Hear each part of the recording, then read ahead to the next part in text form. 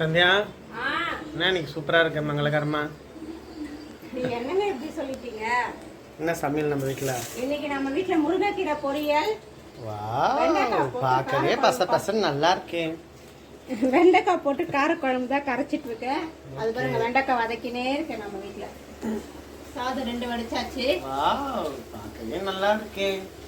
ஏன் இப்படி பண்ற? வெறும் கடாய் தான். ஃப்ரெண்ட் இப்படி சொன்னா சிரிப்பான். பை ஃப்ரெண்ட், என் ஃப்ரெண்டு ஒருத்தர் இருக்கான்.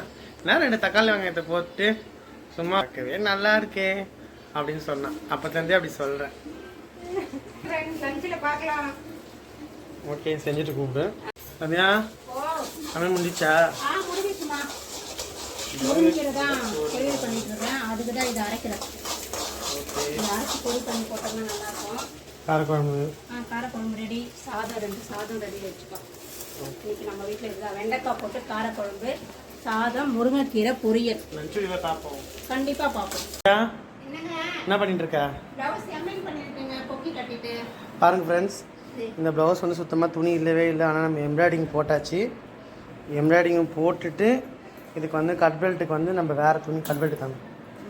கட் பெல்ட் திரும்ப வேறு துணி வச்சுருக்கோம். வேறு வழி இல்லை.